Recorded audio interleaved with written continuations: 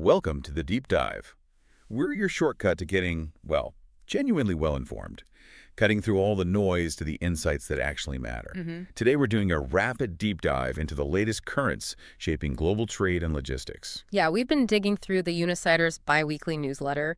This covers late July up to August 3rd, 2025. And the timing couldn't be more critical, really. Yeah. Some pretty significant new tariff rates just kicked in literally today, August 7th. That's exactly right.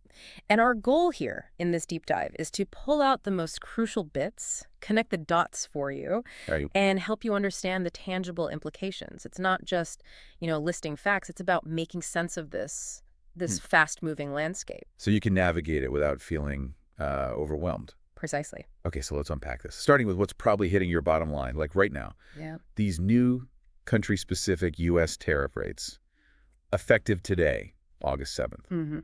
Our sources are showing new rates, okay, 25% for Japan, a pretty hefty 30% for South Africa, Wow. Yeah. 20% for Taiwan, and then a baseline of 10% for, well, all other trading partners. And what's really insightful here is that these specific rates, they didn't just appear out of nowhere, right? No.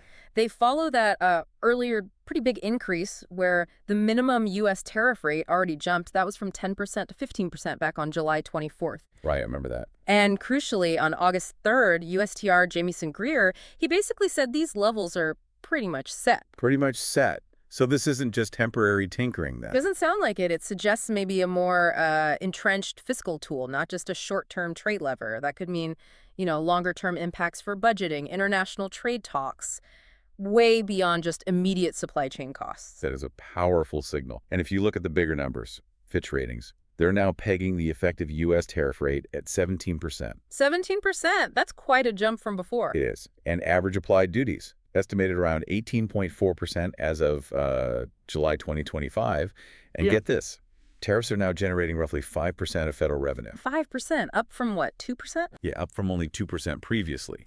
That's a huge shift in how the government seems to be viewing these duties. Absolutely. And connecting that to the bigger picture for you, these rising rates, they imply a real strategic shift. It's not just, prices are a bit higher. Well, it means you'll likely need to reevaluate where you're sourcing goods, how you price them, maybe even, redesign parts of your supply chain to adapt. It's a new, more costly reality. so, okay, goods potentially costing more to import. What about actually moving them? The cost, the reliability. Let's pivot to global freight rates. We have seen some recent stabilization there, which I guess is some welcome relief. A little bit, yeah. Drewry's World Container Index, for instance, it eased by 1%, down to $2,499 per 40-foot container. That was as of July 31st. Okay. And Trans-Pacific spot rates also softened a bit, down 2%, so it's $2,632 per FEU for Shanghai, Los Angeles. Okay, a slight dip. And $4,135 per FEU for Shanghai, New York. So, yeah, maybe a little breathing room for shippers there. Well, yes, that softening it's a moment of relief. But the sort of hidden challenge here is tightening capacity. Oh, right. Our sources flagged capacity cuts on key trans-Pacific lanes. That was reported back on July 22nd. Okay. So even if prices dip slightly, if demand holds steady, which it might, these cuts could pretty quickly lead to booking delays. And push rates back up again. Exactly. It's a really delicate balance right now. And it's not just ocean capacity we need to be watching, is it? No, definitely not. Let's broaden this out to ground transport. We saw the specific example, Ruan Transport laying off 144 workers in Arizona. That was after losing a major contract. Right. And you have to think, this probably isn't just an isolated thing. It hints at maybe broader shifts in ground transport capacity. Yeah, when a carrier like Ruan cuts back because of a lost contract, that capacity, well, it doesn't just vanish. It might get reallocated or, sometimes it just exits the market entirely. Which could create bottlenecks. Yeah. Especially for last mile stuff. Could do, yeah. Localized bottlenecks are definitely a risk. And then throwing another wrench in the works. Yeah. Regulatory stuff. Oh, yeah. Add another layer of complexity, why don't we? There's been churn at the Federal Maritime Commission, the FMC. Right. Chair Louis Sola left on July 3rd. Exactly. That departure creates a bit of a vacuum. A change in leadership or, policy emphasis at the FMC, that can directly impact how vessel slots get allocated. How so? Well, a new chair might prioritize different cargo types, for example, or maybe revise rules around container detention and demurrage. Oh, okay. Which could then influence how carriers manage their, frankly, limited space. That could lead to some unexpected shifts in availability for you. Okay, so capacity is one challenge on the seas, but there's another much more dangerous one, just the safety of the routes themselves. Yeah, that's critical. Let's talk about the elevated maritime risks flagged during this period. Dryad Global's briefing, that was July 21st, flagged heightened threats. Where we're talking? Red Sea, West Africa, Indian Ocean, and Southeast Asia. Pretty widespread. And this is all happening amid ongoing geopolitical tensions, which just seem to be the constant backdrop now. Unfortunately, yes. And to make these alerts feel more real, I mean, consider the specific incidents. There was that Liberia-flagged container ship, the Pumbaa. Right. Caught fire. Caught fire in the Red Sea, July 29th. Now, that wasn't like a piracy attack, but it absolutely underscores the ongoing safety concerns, just operational hazards in these really busy waterways. And then additionally, the UKMTO recorded an actual attack on a merchant vessel that was 51 nautical miles west of Al Hudaydah, Yemen. Right. These things, they just highlight the critical need for like constant vigilance in routing, real-time awareness, even for things that aren't combat related. And you might be sitting there thinking, okay, why do these specific incidents matter so much for my business? Yeah, it's a fair question. And it's obviously not just about the safety of the crew and cargo, though that's absolutely paramount. Of course. But when these events happen, they cause potential delays, right?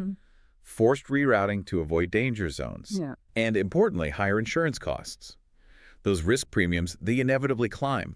They do. It means the margin for error is just shrinking. Routes that maybe felt routine before, now they carry extra layers of complexity, extra costs. So businesses really need to integrate these real-time risk assessments into every single routing decision, not just as an afterthought. Exactly. It has to be part of the core planning now. Okay, so let's pull all this together. We've got rising tariffs, shifting freight capacity, both sea and land, and these elevated maritime risks.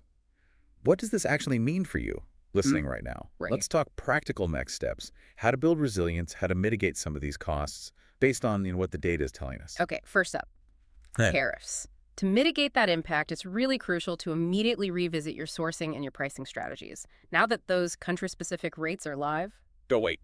don't wait. And don't hesitate to explore alternate suppliers. Look at different regions, see if you can soften those cost hikes. Okay, second, capacity. Especially if you're moving goods across the Pacific, you really, really need to lock in space early. Cannot emphasize that enough. Yeah. With those transpac capacity cuts potentially looming, securing vessel slots, building buffer days into your schedule, it's not just like a nice to have. No, it's essential. Critical operational necessity. Right. Third, diversify your carriers. Try not to rely on just one. Leveraging multiple carriers, looking at alternative routes that can really help hedge against, say, FMC regulatory shifts or unexpected slot constraints. Don't put all your eggs in one basket. Exactly, especially not in this kind of volatile environment. Okay. Fourth point. Fourth, enhance your security protocols. This means integrating real-time risk feeds into your planning. Like the Dryad Global alerts. Precisely. Adjust your insurance coverages, too. Make sure they reflect the current threat level. And have a clear, pre-planned strategy for rerouting if you need to avoid those high-risk zones we talked about. Makes sense. Fifth, keep a really close eye on ground capacity. Track those trucking sector layoffs, the contract shifts, like that Rouen Transport example. Right. Try to anticipate overland transport bottlenecks before they hit your operations. Being proactive there can save you major headaches down the line. Okay. And finally, number 6. And finally, evaluate tech solutions. Start looking into things like autonomous trucking or maritime digitalization tools. Now, are these really accessible for most businesses right now, or is this still more of a long-term thing for the really big players? That is a great question. And look, full-scale adoption, that might be a few years out for many. Okay. But even smaller businesses can and probably should start researching now, understanding the tech, maybe looking into early pilot programs or partnering with logistics providers who are already using these tools. So dip a toe in the water, basically. Yeah, it can give you a significant competitive edge down the road. The key is just to start evaluating now, because the learning curve can be steep, but the potential benefits for efficiency, for risk mitigation, they're very real. So in this kind of rapidly changing global logistics landscape, staying agile, staying informed, it's not just a buzzword, is it? It really is a strategic imperative. Absolutely. We really aim today to give you a true shortcut, a way to get incredibly well informed on these critical, very immediate updates. And as you reflect on all this, maybe consider this thought. In a world where I mean, every supply chain disruption, every tariff hike feels like a punch. Yeah. Could the real competitive advantage for businesses, maybe even for entire economies, simply come down to who masters agility and foresight?